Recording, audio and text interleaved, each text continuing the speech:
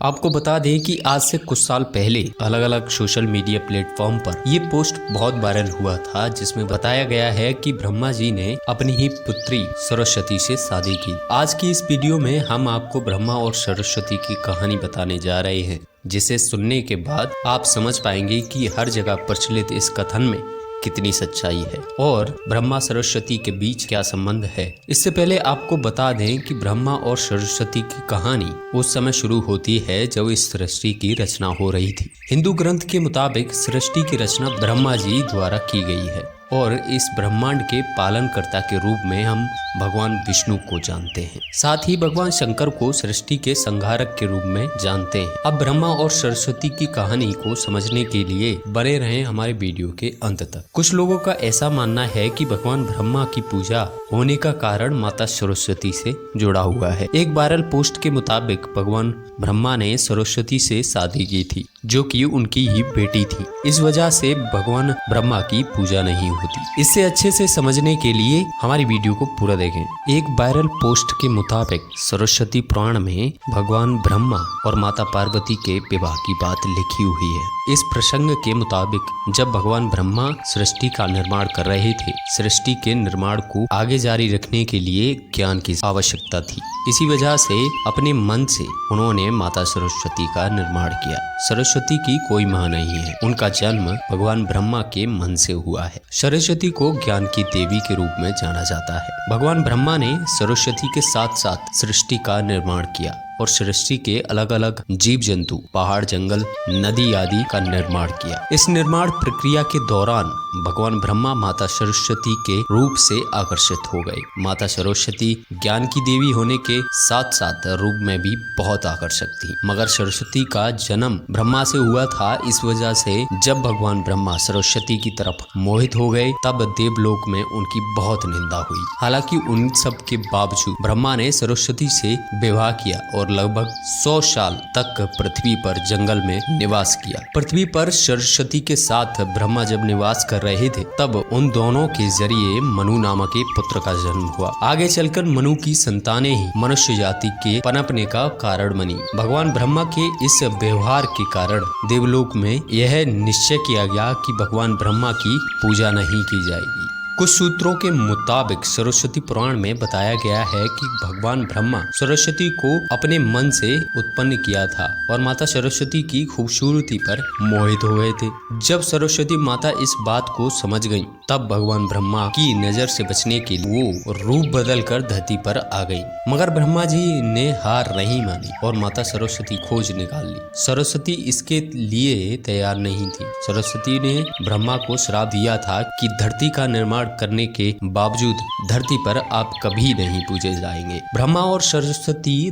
दोनों ही हिंदू धर्म में बहुत ही महत्वपूर्ण देवी देवताओं के पात्र हैं। इनसे जुड़ी किसी भी जानकारी पर भरोसा करने से पहले आपको वेद पुराण पढ़ना चाहिए। सबसे पहले आपको बता दें कि हिंदू धर्म की सारी जानकारी वेद में ही दी गई है। हिंदू धर्म वेद से शुरू होता है। इसके साथ ही वेद में इस तरह की किसी भी देवी देवता का वर्णन नहीं है। हम जितने भी देवी देवताओं के बारे में जानते हैं, उन्हें केवल पुराणों में लिखा गया है। आप सबको यह भी समझना होगा कि ब्रह्मा और सरस्वती के संबंध को लेकर जो जानकारी दी जाती है, उसमें कहा जाता है कि इस जानकारी को सरस्वती पुराण से लिया गया है। हिंदू धर्म में 4 वेद और 18 पुराण की बात की गई है। इन 18 पुराणों में सरस्वती पुराण नामक कोई भी पुराण मौजूद नहीं है। कुछ बड़े पुराण को उप पुराण में विभाजित भी किया गया है, मगर उप पुराण में भी सरस्वती पुराण नाम की कैसी भी कोई चीज मौजूद नहीं है। कुछ जगह पर मत्स्य पुराण की बात की जाती है,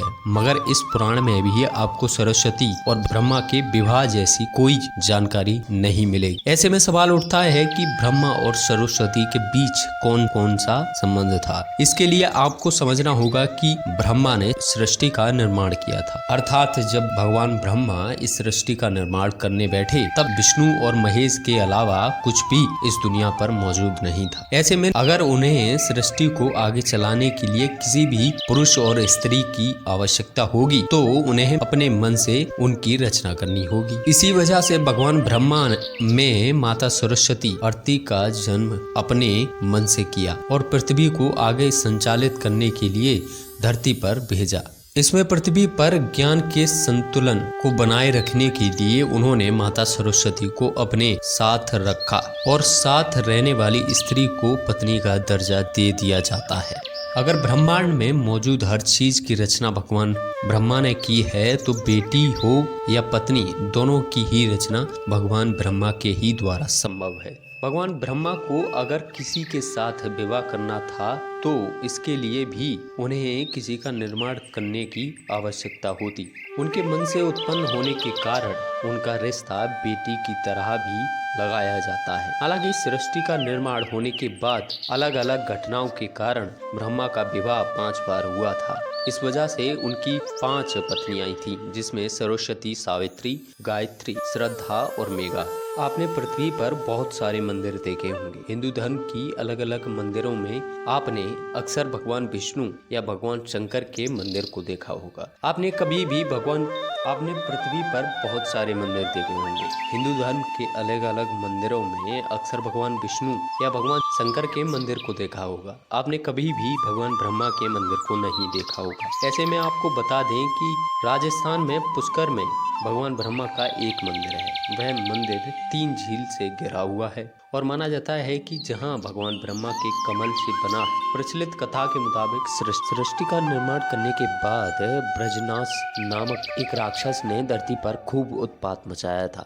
जब इस राक्षस ने भगवान ब्रह्मा के साथ बदतमीजी शुरू की, तब ब्रह्मा जी ने ब्रजनास का वध कर दिया और इस दौरान उनके कमल के 3 टुकड़े धरती पर आकर गिरे, जिससे बड़े बड़े झील बन गए। आज यह स्थान भारत के पुष्कर नाम के इलाके में है और उस 3 झीलों को व्यष्ठा, मध्य और कनिष्ठ पुष्कर कहा जाता है। इन झीलों के निर्माण के कारण वहां पर एक यज्ञ करवाने का निश्चय किया गया। इस यज्ञ में साक्षात भगवान ब्रह्मा बैठने आए थे, मगर एक यज्ञ या पूजा पाठ में पति को पत्नी के साथ बैठना होता है। उस समय भगवान ब्रह्मा की पत्नी ही सावित्री, मगर उन्हें आने में काफी विलम्ब हो रहा था। बहुत देर इंतजार करने के बाद पूजा का मुहूर्त खत्म होने वाला था। उससे बचने के लिए भगवान विष्णु ने एक सुझाव रखा, ब्रह्मा जी की शादी इसी पूजा के दौरान कर दी जाए। इस विचार पर सहमत दिखते हुए भगवान नारद ने गायत्री नाम की एक स्थानीय लड़की को भगवान ब्रह्मा के साथ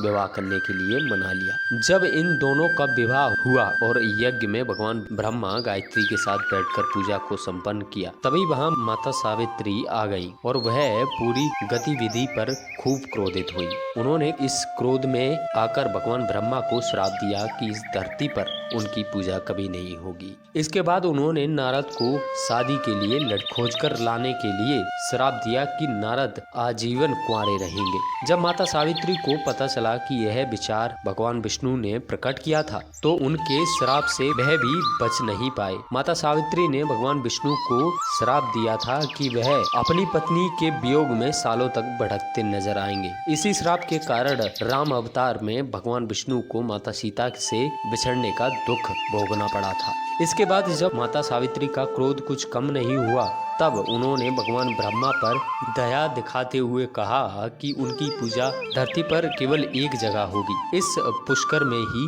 हो सकती है। इसके बाद भगवान ब्रह्मा के इस व्यवहार से आहत होकर वह पुष्कर के समीप रत्नागिरी नाम के पहाड़ पर चली गई और हमेशा के लिए तपस्या में लीन हो गई। आज भी रत्नागिरी पहाड़ पर माता सावित्री के मंदिर और उनके ठीक नीचे 3 झील के बीच बसा पुष्कर का ब्रह्मा मंदिर मौजूद है। इतिहासकारों के मुताबिक आचार्य शंकराचार्य के द्वारा सन 711 में यहाँ भगवान ब्रह्मा की मूर्ति की स्थापना की गई थी। उससे पहले यहाँ बिना मूर्ति की पूजा होती थी। आशा करते हैं कि आपको समझ आया होगा कि भगवान ब्रह्मा और सरस्वती माता का संबंध क्या था। आज के लिए सिर्फ इतना ही, मिलते हैं बहुत जल्द। तब तक के लिए बाय बाय, जय श्री राम।